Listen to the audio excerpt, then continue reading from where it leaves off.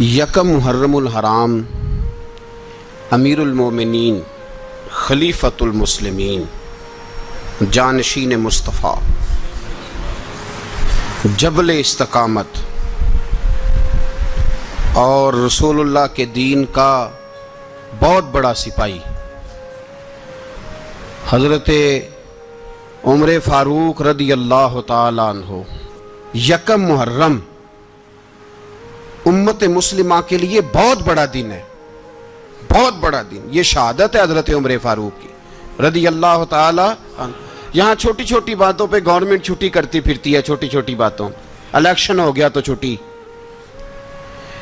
فلاں جگہ پہ تھوڑا سا کسی نے خبر دے دی کہ کوئی پریشانی ہے تو چھٹی، فلاں جگہ یہ ہو گیا تو چھٹی، یہاں تک کہ فلاں وزیر صاحب فلاں علاقے میں آئیں گے تو سارے علاقے کو چھٹی۔ اور اب تو اس سے بڑا حال ہونے لگا ہے، اگر جن لوگوں کی سندھ میں حکومت ہے ان کے لیڈر کا دن آیا تو اس دن چھٹی، اور جن کی پنجاب میں حکومت ہے ان کا دن آیا تو چھٹی۔ ہمارا مطالبہ ہے حکومت پاکستان سے، اگر سر اٹھا کے جینا چاہتے ہو تو یکم محرم کو چھٹی کیا کرو، اگر سر اٹھا کے جینا چاہتے ہو تو یکم محرم کو چھٹی کرو جناب عمر کے دن، اور ملت کے جوانوں کو بتاؤ کہ اگر عزت کی زندگی جینا چاہتے ہو تو اس طرح جیو جس طرح فاروق اعظم جی کے گئے ہیں۔ عزت اور وقار کی زندگی، جمہوریت حضرت عمر سے سیکھنی پڑے گی، حکومت کرنے کے طریقے حضرت عمر سے، رعایا کو سیکھنا پڑے گا کہ امیر کس طرح بنایا جاتا ہے اور امیر کس طرح کے ہوتے ہیں۔ یہاں لوگ ہمیں یورپ کی مثالیں دیتے ہیں، لوگ یہاں ہمیں آ کر کے امریکہ کی مثالیں، انہیں کیا پتا حکومت کیا ہوتی ہے؟ وہ کہتے ہیں جی وہ سائیکل پہ جاتا ہے ان کا حکمران۔ میں نے کہا وہ سائیکل پہ جاتا ہے؟ میرے عمر فاروق مدینے سے مکے گئے تھے تو پیدل ہی حج کرنے چلے گئے، پیدل ہی۔ اور جناب عمر فاروق رضی اللہ تعالیٰ عنہ عید کی نماز پڑھانے گئے، عید کی نماز عمر خطبہ عید دینے گئے۔ اور اس زمانے میں کون سا غریب ہے جو ننگے پاؤں جاتا ہو؟ کون سا غریب ہے جو مسجد ننگے پاؤں جاتا ہو؟ لوگوں نے تو 3 قسم کی چپلیں رکھی ہوئی ہیں، ایک مسجد جانے کی علیحدہ ہے، گھر پہننے کی علیحدہ ہے، شادی بیاہ پہ جانے کی چپل علیحدہ ہے۔ حضرت عمر فاروق رضی اللہ تعالیٰ عنہ نکلے عید کا خطبہ دینے کے لیے تو بیوی سے کہنے لگے جوتا، اس نے کہا صاحب اتنی دفعہ ٹوٹا ہے اب گانٹھا نہیں جا سکتا، اتنی دفعہ ٹوٹا ہے کہ اب دوبارہ پیمند نہیں لگ سکتے۔ تو حضرت عمر کہنے لگے چل کوئی حرج نہیں، بغیر جوتے کے ننگے پیر ہی چلتے ہیں، کوئی حرج نہیں۔ تو کہنے لگے لوگ کیا کہیں گے؟ فرمایا چپ کر، لوگ جس دن عمر نے یہ دیکھ لیا نا لوگ اس کے بارے میں کیا کہتے ہیں، اس دن عمر نہیں رہے گا۔ تو کہا پھر آپ کا نظریہ کیا ہے؟ فرمایا میرا نظریہ یہ ہے کہ رب رسول میرے بارے میں کیا کہتے ہیں، لوگوں کا کیا ہے؟ لوگ کل کسی کے بارے میں کچھ کہتے ہیں اور پرسوں کچھ کہتے ہیں، میرا نظریہ یہ ہے کہ رب رسول میرے بارے میں ننگے پیر عمر جا رہے ہیں۔ کون جی؟ میں بڑا ماڑا۔ اچھا جناب کیا غربت ہے؟ 10 قسم کے جوڑے لٹکے ہوئے ہیں کمرے میں اور پہننے کی فرصت نہیں، سویرے کیا پہننا ہے شام کیا پہننا ہے، 15 سوٹ کٹھے استری ہو کے لانڈری والا بھیج رہا ہے، اور تو غریب ہے، تو بہت بڑا غریب ہے۔ اس لیے کہ غربت پیسوں کی وجہ سے نہیں ہوتی، غربت تو دل کی ہوتی ہے۔ تو واقعی بڑا غریب ہے اور تو غریب ہی رہے گا۔ امیر تو عمر فاروق تھے جو ننگے پاؤں چلے گئے عید کی نماز پڑھانے، تو رستے میں جو ملا کہنے لگا عمر جوتا تو پہن لو۔ فرمایا تمہیں عمر کا جوتا نہ پہننے کا نقص تو نظر آیا ہے، کوئی حرج نہیں، اگر عمر کو کبھی بتانا ہوا تو وہ والا نقص بتانا جو عمر کی سیرت میں پیدا ہو، کردار میں پیدا ہو، وہ والا نقص بتانا، یہ چھوڑو جوتے آتے جاتے رہتے۔ ننگے پاؤں گئے، پاؤں دھوئے، نماز پڑھائی، لوٹ آئے۔ او بھائی یہاں تو ہمارا بناؤ سنگار اترنا، جتنی توجہ کپڑوں کی طرف ہے اتنی توجہ کبھی ہماری علم کی طرف ہوتی نا، جتنا ذوق شوق ہمارا بناؤ سنگار کی جانب ہے، اتنا بناؤ سنگار کبھی ہمارا اخلاقیات کی جانب ہوتا تو معاملات بڑی حد تک سنورے ہوئے ہوتے۔ حضرت سیدنا فاروق اعظم رضی اللہ تعالی اپنی زندگی کو ترتیب دیا۔ ایک دن بھی خلافت نہیں مانگی اللہ سے۔ حضرت عوف بن مالک اشجعی ایک صحابی ہیں، حضرت عوف بن مالک رضی اللہ تعالیٰ عنہ فرماتے ہیں کہ جناب ابو بکر صدیق کا زمانہ تھا تو میں نے خواب دیکھا،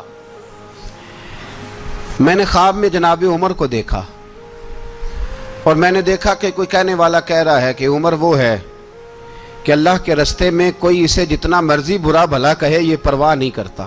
حضرت عوف بن مالک اشجعی کہتے ہیں میں نے خواب میں دیکھا کہ عمر وہ ہے جو کسی کی پرواہ، اور دوسری بات میں نے یہ دیکھی کہ عمر خلیفہ بنے گا، اور تیسری بات میں نے خواب میں یہ دیکھی کہ عمر شہید بھی کیا جائے گا، عمر شہید بھی ہوگا۔ یہ میں نے 3 باتیں خواب میں دیکھی۔ فرماتے ہیں میں نے آ کے خواب حضرت ابو بکر صدیق کو سنائی، وہ خلیفہ تھے۔ وہ کہنے لگے ٹھہر جا، میں عمر کو بلاتا ہوں، اس کے سامنے دوبارہ سنانا، اس کے سامنے۔ فرماتے ہیں میں نے بلایا حضرت عمر فاروق کو، آ کے بیٹھے، خواب شروع ہوا۔ کہ ایک بات تو میں نے یہ دیکھی کہ آپ ملامت کرنے والے کی پرواہ نہیں کرتے، دوسرا آپ خلیفہ بنے گے۔ جناب عمر کہنے لگے چپ کر، ابو بکر کے سامنے ہی کہہ رہا ہے، چپ کر، خلیفہ کے سامنے ہی کہہ رہا ہے۔ تو حضرت ابو بکر صدیق کہنے لگے عمر اسے کہنے دو، مجھے لگتا ہے رب کی رضا یہی ہے کہ میرے بعد اگر مصطفیٰ کا منبر ملے تو عمر کو ملے، اسے کہنے دو، کہنے دو۔ یار یہاں تو لوگ ڈینگے مارتے ہیں، یہاں تو لوگ دعوے کرتے ہیں، میرے سامنے فلانے کو بھی بٹھاؤ، فلانے کو بھی بٹھاؤ، اس کو کیا پتا، اس کو کیا پتا، یہ تو بڑکے مارنے کا دور ہے۔ حضرت عمر رضی اللہ تعالیٰ عنہ کو تیسری بات کہی، حضرت عوف بن مالک نے کہا اب شہید کیے جائیں گے، میں نے خواب دیکھی ہے۔ نیک لوگوں کے خواب بڑی حد تک سچے ہوتے ہیں۔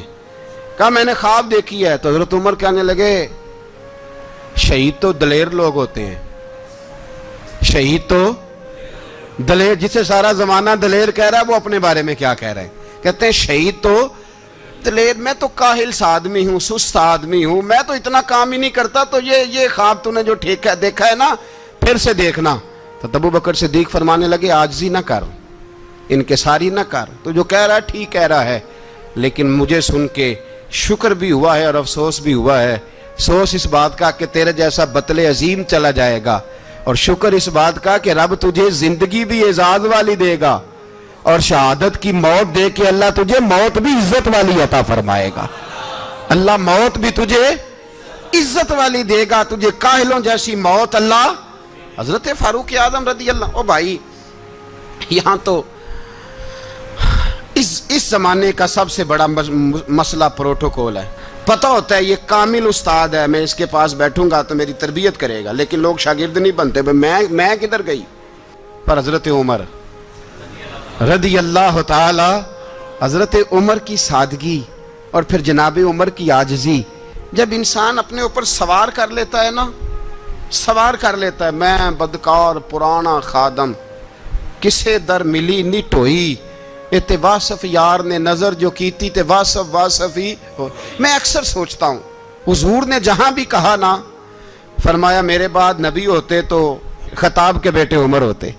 حضور نے فرمایا عمر جس رستے سے جاتا ہے شیطان وہ رستہ بدل جاتا ہے۔ نبی پاک صلی اللہ علیہ وسلم نے فرمایا میرا عمر وہ ہے کہ اس کی زبان پر حق جاری ہے۔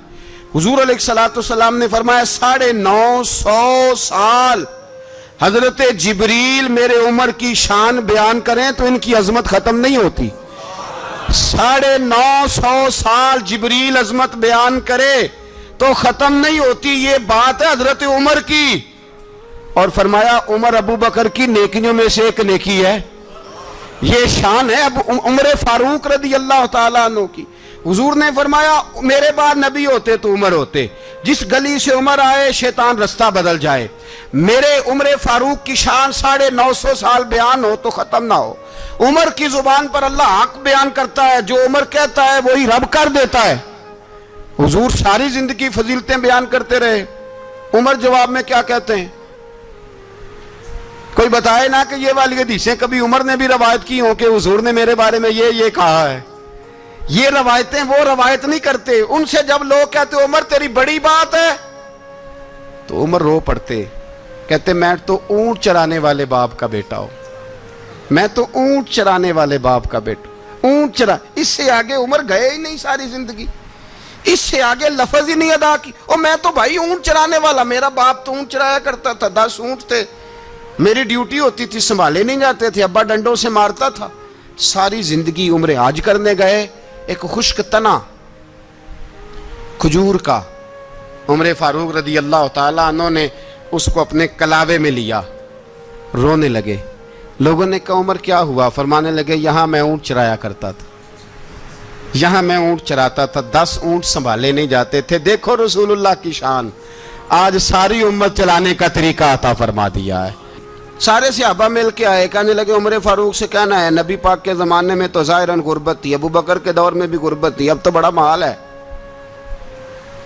عمر سے سفارش کرو کہ عمر نیا کرتا پہنا کرے. ملکوں کے سفیر آتے, عمر وہی پھٹی پرانی چادر اوڑھ کے اور وہی کئی جگہ پہ پیوند لگے سوٹ پہن کے سفیروں کے سامنے بیٹھ جاتا ہے. عمر کو مشورہ دو. طے ہو گئی بات. سب نے جب مشورہ دے لیا تو سارے کہنے لگے یہ بتاؤ شیر کی مونچھ کو ہاتھ کون لگائے گا؟ کہنا کس نے ہے؟ بندہ بھی تو ڈھونڈو نا. نے کہا جناب میرا یہ خیال ہے کہ مولا علی شیر خدا کہیں گے, کیونکہ جس شخص کی عمر کو سب سے زیادہ حیا کرتے دیکھا وہ شیر خدا مولا علی ہے رضی اللہ تعالی. علی کہیں گے اس لیے کہ جناب علی تو کئی دفعہ جب گفتگو کرتے تھے تو حضرت عمر چپ کر جاتے تھے اور فرماتے تھے علی نہ ہوتا تو میں ہلاک ہو جاتا. تو کہا علی سے کہو. جناب علی شیر خدا کو بلایا. کس کام کے لیے جی؟ اللہ اکبر. یہ ذرا آپ نے اس دور پہ اس بات کو ذرا کہا جناب ان سے کہیں کہ زیادہ نہیں, ایک کرتا نیا پہن لے. سفیر آتے ہیں, وزیر آتے ہیں تو ایک کرتا نیا پہن لے. حضرت علی کو بلایا. آپ فرمانے لگے کوئی اور بات ہوتی تو میں کہہ دیتا, یہ والی میں نہیں کہہ سکتا. کوئی اور ہوتی تو میں عمر کو کئی دفعہ کہہ دیتا ہوں, جلال میں بھی تو سن, یہ والی میں نہیں کہہ سکتا. میں تمہیں ایک مشورہ دیتا ہوں. کہا وہ کیا؟ کہنے لگے سید عائشہ صدیقہ سے کہو, وہ مومنوں کی ماں ہیں, عمر ٹالے گا نہیں. اماں جی سے جا کے کہا اماں جی نیا کرتا عمر سے کہیں پہن لیں. وزیر آتے ہیں, بڑے بڑے لوگ, تو چلو کوئی عرض نہیں. اماں جی نے کہا اچھا کوئی بات نہیں میں بلا لیتی ہوں. جناب عائشہ نے پیغام بھیجا. جب خادم نے کہا نا مصطفیٰ کے گھر سے پیغام آیا ہے, تو 20 لوگ بیٹھے تھے. عمر کانپتے ہوئے اٹھے, کانپتے دوڑے. حضرت عائشہ پردے میں تھی تو فرماتی ہیں عمر اتحیات کی حالت میں بیٹھ گئے. کہا اماں جی دیر تو نہیں ہو گئی مجھے آنے میں؟ کہا نہیں ٹائم پہ آ گئے ہو. کس لیے بلایا تھا؟ کہا عمر دیکھو غربت کے معاملات اور ہوتے ہیں, جب اللہ آسانی دے تو کوئی چیز استعمال کرنا حرام نہیں ہوتی, اگر حرام ہے تو بتاؤ. کہا نہیں اماں جی حلال ہی ہے. تو فرمایا پھر اتنے سفیر آتے ہیں, مشیر آتے ہیں, اب تو مال غنیمت بڑا آتا ہے, ڈھیر لگ جاتے ہیں مسجد میں, تو چل ایک نیا کرتا تم بھی پہن لیا کرو. اور آپ نیا کرتا پہنو گے تو دھاک بیٹھے گی غیروں پر. تو صحابہ کا مشورہ ہے کہ آپ نیا لباس پہنے. اماں جی کہتی ہے میں نے حکم دیا تو عمر چپ کر گئے, گردن جھک گئی. تھوڑی دیر کے بعد سیدنا عمر فاروق نے سر اٹھایا تو داڑھی پہ آنسو گر رہے تھے, رو پڑے. کہنے لگے پاک محبوب کی پاک بیوی جیسے حکم کرتی ہو میں حاضر ہوں, پر مجھے وہ والا لباس پہنانا جو میرے مصطفیٰ نے پسند فرمایا ہے. اگر یہ رنگ رسول پاک کا ہے تو میں حاضر ہوں, اور اگر نبی پاک کا نہیں تو پھر جیسے آپ حکم کریں. جناب عائشہ کہتے ہیں عمر روئے تو میں زیادہ روئی, میرا پلو بھیگ گیا آنسوؤں سے. میں نے کہا عمر آپ جائیے. عمر یوں نکلے تو جو صحابہ کھڑے تھے وہ کونے میں تھے, سارے آ گئے. کہا اماں جی کیا بناؤ؟ فرمایا بھائی تم سب جو باتیں کہتے ہو وہ اپنی جگہ ٹھیک ہیں, پر عمر جو بات کرتا ہے وہ سب سے زیادہ ٹھیک ہے. عمر جس پہلو پر بات کرتا ہے وہ یار ایسی عاجزی, ایسا رنگ, ایسا انداز, ایسا طرز حیات, ایسی زندگی. اولاد کے معاملے میں لوگ بزدل ہو جاتے ہیں, بزدل. پر حضرت عمر کا بیٹا مصر گیا, وہاں سے کمائی کر کے لایا, تجارت کرنے گیا, لاکھوں کا مال. کون سا باپ ہے دنیا میں جس کا بیٹا باہر سے پیسے لے کے آئے تو ابا تفصیل پوچھے کہ بیٹا کہاں سے کمائے, کہاں سے لایا, کتنے ملے, کیوں آئے؟ کون سا باپ تفصیل پوچھتا ہے؟ ابا تو کہتا ہے لا صحیح, اور تعریفیں کرتا ہے میرا بیٹا بڑی کمائی کرتا ہے. کبھی پوچھا ہے اس سے کہ ڈیوٹی صحیح دیتا ہے کہ نہیں؟ کبھی پوچھا ہے کہ تو ایمانداری کی روزی لاتا ہے کہ حرام کی کماتا ہے؟ یہ باپ کی ذمہ داری ہے, یہ اماں کی ذمہ داری ہے. پھر کہتا ہے بیماری کیسے آ گئی, پریشانی کیسے آ گئی؟ تو نے کبھی سوال کیا اپنی اولاد سے؟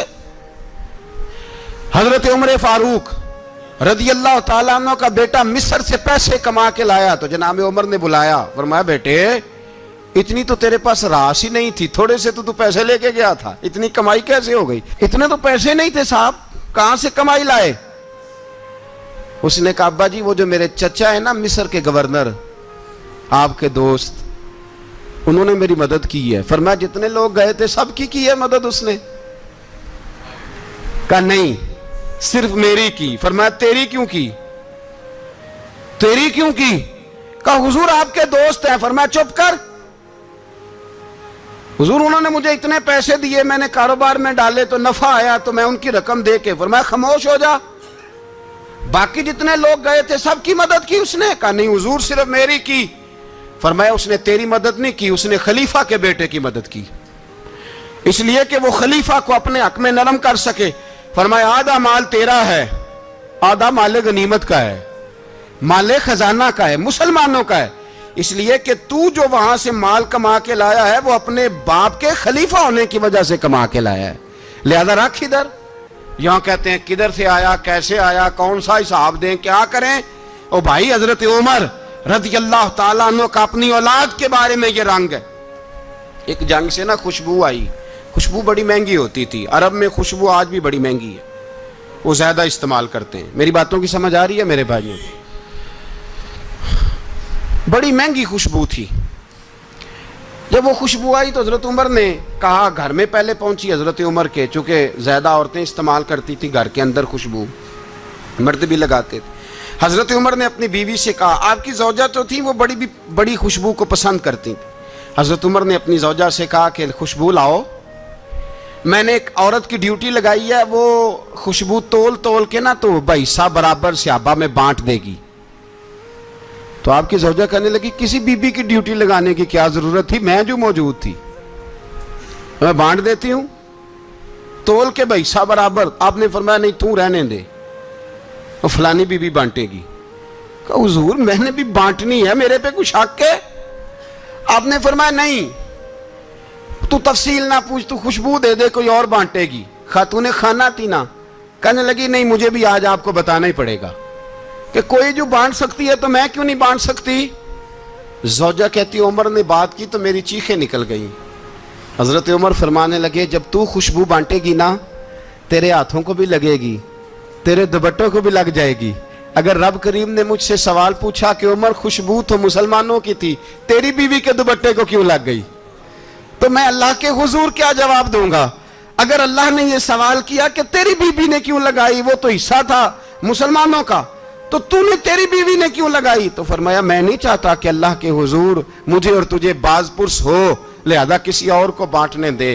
زوجہ روئی اور تڑپ کے کہنے لگی عمر مجھے لگتا ہے صبح قیامت بھی تیری بیوی ہونے کی وجہ سے اللہ مجھے جنت عطا فرما دے گا، تیری زوجہ ہونے کی برکت سے۔ بھائی یہ معیار رکھا، خدا کی قسم ایسا شخص تاریخ میں دوبارہ نہیں آیا۔ اتنا بڑا آدمی، اتنا بڑا شخص، اتنا بڑا آدمی، اور پھر رنگ یہ ہے کہ عمر 22 لاکھ مربع میل کا حکمران، 22 لاکھ، اور کھجور کے درخت کے نیچے مٹی کا ڈھیلا لے کے سو گئے ہیں، پرواہ کوئی نہیں، کوئی مسئلہ ہی نہیں۔ 2 غلام ساتھ بیٹھے تو ایک روٹی حضرت عمر نے گھر سے منگوائی، تھوڑا سا سرکہ، تو غلام کہنے لگے ہم نے بھی کھانی ہے۔ فرمایا کوئی حرج نہیں، روٹی کو پیٹ بھر کے کھانا ضروری تو نہیں، 3 حصوں میں بانٹ لیتے ہیں۔ ایک آدمی آیا ہوا تھا مصر کا رہنے والا ملنے کے لیے، اس نے پوچھا عمر کدھر ہے، تو کہا وہ ادھر جاؤ مسجد میں بیٹھے ہوں گے، اور واپس آیا تو کہنے لگا وہاں تو 3 غلام بیٹھے ہیں، ایک روٹی بانٹ کے کھا رہے ہیں، لگتا ہے کئی دنوں سے روٹی نہیں ملی۔ کہا 3 غلام تو کوئی نہیں، وہاں 2 ہی تھے، تیسرے تو امیر المومنین تھے۔ اس نے کہا نہیں 3 غلام ہیں، کپڑے بھی ایک طرح کے پہنے ہوئے ہیں، بلکہ 2 کے تو پھر صحیح ہیں، تیسرے کے تو زیادہ ماڑے ہیں، کپڑے بھی ایک طرح کے، کھانا پینا بھی ایک طرح کا، اور ان کا نشست برخاست بھی ایک طرح کی ہے، لہذا کوئی فرق نہیں۔ حضرت ابو ہریرہ کہتے ہیں میں لے کے آیا، اور جناب عمر کو جب میں نے کچی زمین میں تامت سمیٹ بیٹھے دیکھا تو میں رو پڑا۔ میں نے اس مصر سے آنے والے کو کہا تو اس کے جلوے دیکھ، اگر اس کی ذات میں اتنا حسن ہے تو محمد عربی کا مقام کیا ہوگا؟ یہ مقام غور ہے، مقام غور۔ 10 محرم کو لوگ دیگے پکائیں گے نا؟ نہیں پکانی ہے؟ کوئی بول دے نہیں ہاں نہ نہیں کر دے، پروگرام بدلیا تو نہیں دی عید کی کہ وہی کام شروع ہویا ہے لات ٹائٹ ہونے والا؟ کیوں جی پکنی ہے نا دیکھیں 10 محرم کو انشاءاللہ تعالی، ہم بھی پکائیں گے انشاءاللہ، یہاں بھی پروگرام ہوگا۔ تو 10 محرم کو جو دیگ پکنی ہے تو ایسا نہیں ہو سکتا کہ 1 محرم کو حضرت عمر کے نام کی بھی کوئی پک جائے۔ اگر امام حسن حسین کے نام کی دیگیں پکے تو جو امام حسن حسین کے سے پیار کرنے والے ہیں، جو امام حسن حسین سے، ہم لوگوں نے بھی عجیب رٹا اپنایا ہے نا، ہم لوگ بات کا ایک پہلو دیکھتے ہیں دوسرا نہیں دیکھتے۔ حضرت امام حسن اور حسین کو بھی نبی پاک نے شہید کہا، اور جناب عمر کو بھی رسول اللہ نے خود شہید فرمایا، فرمایا شہید ہے، خود فرمایا اپنی زبان سے کہ یہ شہید ہے، خود میرا عمر شہید ہے۔ تو ان کے نام کی دیگ نہیں پکنی چاہیے، اس طرف نہیں ہماری توجہ ہونی چاہیے۔ اور اہل بیت نبو، یہ بات میں پہلے بھی کرتا ہوں، آج پھر کرنا ضروری سمجھتا ہوں، اہل بیت کا پیار سن لو کان کھول کے، اہل بیت کا پیار اگر ہمیں کسی نے سکھایا ہے تو سیدنا عمر فاروق نے سکھایا ہے۔ اہل بیت نبوت کی محبت اگر کسی نے سکھائی ہے تو کس نے سکھائی ہے؟ بول کے بتائیے، حضرت عمر نے۔ اہل بیت کا پیار ہمیں حضرت عمر نے بول کر کے سکھایا ہے۔ بھائی یاد رکھیں، کسی کی طاقت نہیں تھی دم مارنے کی حضرت عمر کے سامنے، طاقت ہی نہیں تھی، کیسر و کسرا کانپ جاتے تھے، جرأت ہی نہیں کرتے تھے حضرت۔ اور ہمارے تو تعلقات بڑے ہیں نا غیروں سے۔ حضرت ابو موسیٰ اشعری رضی اللہ تعالیٰ عنہ فرماتے ہیں میرا منشی عیسائی تھا، وہ کاتب کہتے تھے وہ لوگ، میرا حساب کتاب عیسائی تھا۔ تو فرماتے ہیں ایک دن میں نے وہ سارا حساب کتاب لین دین کے حضرت عمر کو دکھائے تو فرمانے لگے جس نے لکھے ہیں اس کو بلاؤ۔ کہنے لگے حضور مسجد نہیں آ سکتا۔ کیوں نہیں آ سکتا؟ کہنے لگے وہ عیسائی ہے۔ کہتے ہیں حضرت عمر جلال میں آ گئے، آپ فرمانے لگے جنہیں رب دور کرتا ہے تم کیوں قریب کرتے ہو؟ جنہیں اللہ دور کرتا ہے۔ فرمایا تم غیروں کو اگر عہدے دو گے تو اپنوں کا کیا بنے گا؟ اگر تم غیروں کو عہدے دو گے تو اپنوں کا۔ یہ سوچ ہے جو آج برما کے مسلمانوں کے لیے بھی ضروری ہے۔ کہا اگر تم غیروں کو عہدے دو گے تو اپنوں کا۔ ہم نے غیروں کو عہدے دیے تو دیکھا نا اپنے کس طرح کاٹے جا رہے ہیں۔ غیروں کو جو عہدے دے دیے، یرانے سارے غیروں سے روز دعویٰ ہوتا ہے چین ہمارا سجن ہے، چین ہمارا دوست ہے۔ او بھائی دوست ہے تو اس سے کہو نا کہ برما تو تمہاری ایک چھوٹی سی ریاست ہے، چین کے بغیر تو وہ سانس بھی نہیں لے سکتا، اس کو کہو نا اس حکومت پہ دباؤ ڈالے۔ لیکن ہم لوگوں نے غیروں کو عہدے دیے تو اپنے پس گئے۔ حضرت عمر کہتے تھے ذمی کا ہم ادب کریں گے، ذمی کافر کا ہم، ایسا کافر جو مسلمان ریاست کو قبول کرے، بدامنی نہ پھیلائے۔ ایک آدمی کو آپ نے دیکھا آنکھوں سے نابینا ہے اور بھیک مانگ رہا ہے، تو حضرت عمر کو نظر آ گیا، فرمایا کون ہو؟ اس نے کہا میں یہودی ہوں۔ فرمایا بھیک کیوں مانگتے ہو؟ کہا جب تک تندرست تھا مسلمانوں کو جزیہ دیتا تھا، بوڑھا ہو گیا ہوں کیا کروں؟ حضرت عمر نے گھوڑے کی پشت پہ بٹھایا کافر کو، گھوڑے کی پشت پہ بٹھایا اور بٹھا کے مدینے لائے۔ حضرت علی شیر خدا وزیر خزانہ تھے، فرمایا علی اس کا وظیفہ جاری کرو۔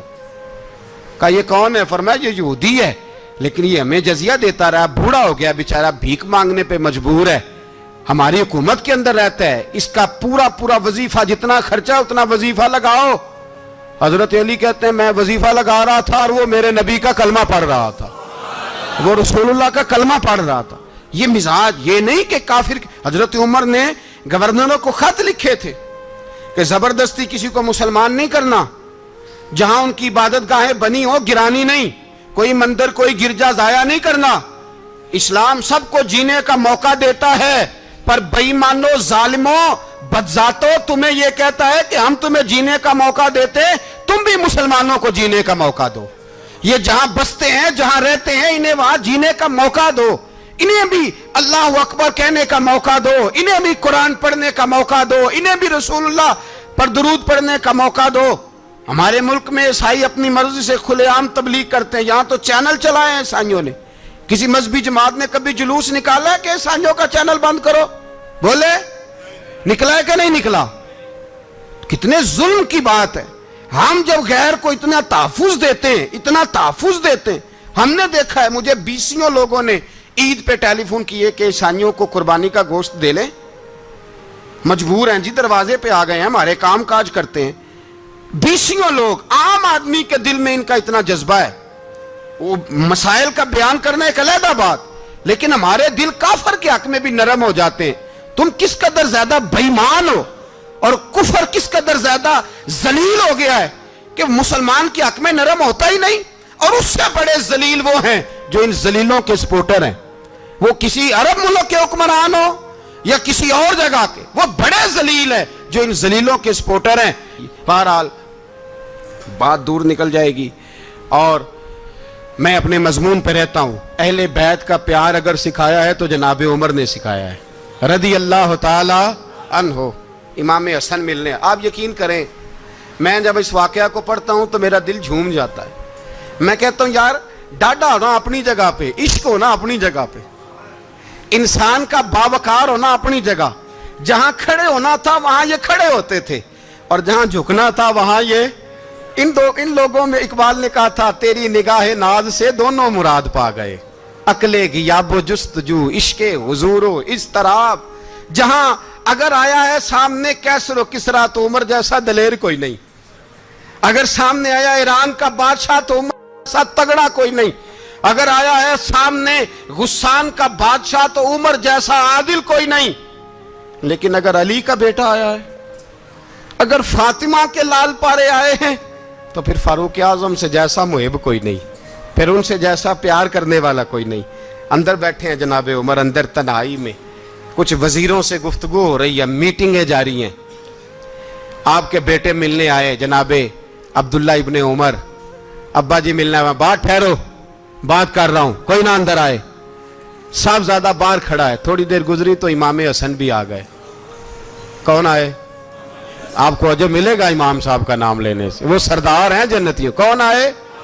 सारे बोलिए, इमाम हसन, तेरी नस्ल पाक में है बच्चा बच्चा नूर का, तू है ने नूर तेरा सब घराना। इमाम हसन आए तो हजरत अब्दुल्ला इब्ने उमर को दरवाजे पे खड़े देखा, कहा अमीरुल मोमिनीन कहाँ हैं? कहने लगे हजरत उमर के बेटे। कहने लगे वो अंदर बैठे, कुछ मीटिंग हो रही है और उन्होंने कहा कोई अंदर ना आए, लेकिन आप जाना चाहें तो चले जाएं, आप जाना चाहें तो, तेरी नस्ल पाक में है बच्चा बच्चा नूर, आप जाना चाहें तो चले जाएं। तो उन्होंने कहा जब आप बाहर खड़े हैं तो मुझे कोई इतना जरूरी काम नहीं, और अभी जोर की नमाज थोड़ी देर में होगी, मैं मस्जिद में मिल लूंगा अमीरुल मोमिनीन से। ये बात कह के इमाम हसन चले गए। यार इतनी बड़ी बात नहीं थी, इतनी बड़ी बात नहीं थी। वो मेरे उस्तादों का बेटा भी आए तो कहा ठीक है जी वो सोए हुए हैं, तो कोई गर्ज नहीं यार, मैं ठहर के आ जाऊंगा, कोई बड़ी बात नहीं थी। देखा जाए तो बड़ी बात नहीं थी, पर बात बहुत बड़ी थी, इसलिए कि ये खाली हसन नहीं, ये हसन इब्ने अली है, ये हजरत फातिमा के लख्ते जिगर। हजरत उमर बाहर निकले, अब्दुल्ला इब्ने उमर से पूछा कोई आया तो नहीं? तो कहा हुजूर इमाम हसन आए थे। तो कहा फिर शहजादे को अंदर क्यों नहीं भेजा? कहा मैंने कहा था। वो कहने लगे अगर अमीरुल मोमिनीन मसरूफ हैं तो मैं जोहर में मिल लूंगा। हजरत उमर रोने लगे, फरमाया बेटे तूने अच्छा नहीं किया। फिर मस्जिद नहीं गए, सीधे इमाम हसन के दरवाजे दस्तक दी। इमाम हसन बाहर आए, कहा शहजादे आए थे तो मिले क्यों नहीं? तो इमाम हसन कहने लगे हुजूर आपका अपना बेटा दरवाजे पे खड़ा था, आपका अपना बेटा दरवाजे पे खड़ा था, और मना भी किया था आपने, तो मैं जोर में मिल लेता। हजरत इमाम हसन फरमाते जोश जज्बात में जनाब उमर ने सर से पगड़ी उतार दी, जोश जज्बात में। कहने लगे हसन मेरे बेटे का और आपका क्या मुकाबला? क्या उसकी मां का नाम फातिमा ज़हरा है? क्या उसकी नानी का नाम खतीजतुल कुबरा है? क्या उसके नाने का नाम मोहम्मद मुस्तफा है? आपका और उसका क्या मुकाबला? फिर रो पड़े और कहने लगे बेटे मैं मक्के के सहराओं में ऊंट चराया करता था, ये जो मेरे सर पर इज्जत के बाल हैं ये तेरे नाने के उगाए हुए, मैं मक्के के खबरदार शहजादे खबरदार। ओ भाई अहले बैत नबुव्वत के अदब का रंग अगर सिखाया है तो सैयदना उमर ने सिखाया है। हजरत उमर फारूक अथॉरिटी है, इस्लाम की अथॉरिटी। यकम मुहर्रम हजरत उमर की शहादत है। यहूदी बोल उठा, काफिर बोल उठा, अगर 6 महीने उमर दुनिया में और रहते तो दुनिया में कोई काफिर मौजूद न होता। 6 महीने। और जब اس بطل جلیل کا جنازہ اٹھا. اللہ بخاری پڑھیے نا, اللہم ارزقنا شہادت فی سبیلک, اللہ بسترے کی موت نہ دینا, شہادت کی دینا. عمر شہید ہوئے, مسجد نبوی میں نماز پڑھاتے, اور جب جنازہ اٹھا تو مدینے کا پھر پیچھے جو دلیر بچے وہ مولا علی تھے. مولا علی, جناب عمر کا جنازہ اٹھا تو سب سے پہلی ہائے جو نکلی وہ حضرت علی کی زبان سے نکلی, اور حضرت علی ساری داڑھی آنسوؤں سے بھر گئی. لوگوں نے کہا کہ علی کیا ہوا؟ فرمانے لگے تم دیکھ نہیں رہے جنازہ کس کا اٹھا ہے, پلٹ کے دیکھو تو صحیح, تم پتہ نہیں یہ کون گیا ہے. کہ حضور کیا ہوا؟ آپ فرمانے لگے عمر اس طرح کے کام کر کے گیا ہے, اب ان کے رستوں پہ کون چلے گا؟ کون اس کے جگر راہ وفا میں نقش ایسے چھوڑ آیا ہوں, میں جس منزل سے گزرا ہوں وہ اب تک یاد کرتی ہے.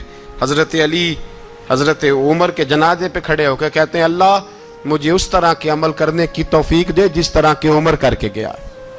میرے بھائی, بطل عزیز, بطل حریت حضرت عمر رضی اللہ تعالیٰ عنہ, جو اپنی زندگی انقلاب والی گزار کے گئے. عمر جب دنیا سے گئے تو 80 دینار کا قرضہ تھا, 22 لاکھ مربع میل کا حکمران, اور اپنے بیٹے سے کہنے لگے بیٹے کوشش کرنا تیرے خاندان والے مل کے میرا قرضہ اتار دے, میری قبر پہ بوجھ نہ رہے, اور اگر خاندان والے مدد نہ کریں تو میرے دوستوں سے بات کرنا, وہ مدد نہ کریں تو پھر علی سے بات کرنا. ان کا پیار آپس میں اتنا, اور تو اختلاف ثابت کر رہا ہے. 80 دینار کا قرضہ چھوڑ کر حضرت عمر دنیا سے گئے, اور جاتی دفعہ کہہ گئے میرے بعد میرے بچوں کو حکومت کے مشورے میں بھی شامل نہ کرنا, حکومت کے مشورے میں بھی میری اولاد شامل نہ ہو. اتنا بڑا شخص اتنا بڑا رنگ دے کے 1 محرم کو جب عمر فاروق کا وصال ہوا تو بیٹے سے کہنے لگے اماں عائشہ سے جا کے کہو میرا بھی نبی پاک کے روزے میں دفن ہونے کو دل کرتا ہے. ایک قبر کی جگہ ہے اماں جی نے اپنے لیے رکھی ہے, بخاری ہے بخاری. حضرت عائشہ کے پاس صاحبزادے گئے, کہنے لگے اماں جی عمر کو زخم لگ گیا ہے, حالت بڑی پریشانی والی ہے. وہ کہتے ہیں اگر اماں اجازت دیں. سید عائشہ رو پڑی, فرمانے لگی کہ وہ اپنی قبر کی جگہ تو نہیں نہ کسی کو دیتا, پر عمر نے کمال ہی بڑا کیا, اسے کہو جاؤ گنبد خضرا میں قیامت تک جو مصطفیٰ پہ اور ابو بکر پہ سلام پڑھے گا وہ تجھ پہ بھی سلام پڑھ کے جائے گا, جاؤ میں نے جگہ دی. اعلیٰ حضرت فاضل بریلوی رحمۃ اللہ علیہ فرماتے ہیں وہ عمر جس کے آدھا پہ شیدہ شکر, اس خدا دوست حضرت پہ لاکھوں سلام, اس خدا دوست حضرت پہ. آپ یقین کریں ممبر پہ بیٹھا ہوں, حضرت عمر کا جب نام لیتا ہوں تو میرے وجود کے رونگٹے کھڑے ہو جاتے ہیں. حضرت عمر کی زندگی جب پڑھتا ہوں تو لگتا ہے خدایا ایسے شخص بھی دنیا میں آئے, ایسے لوگ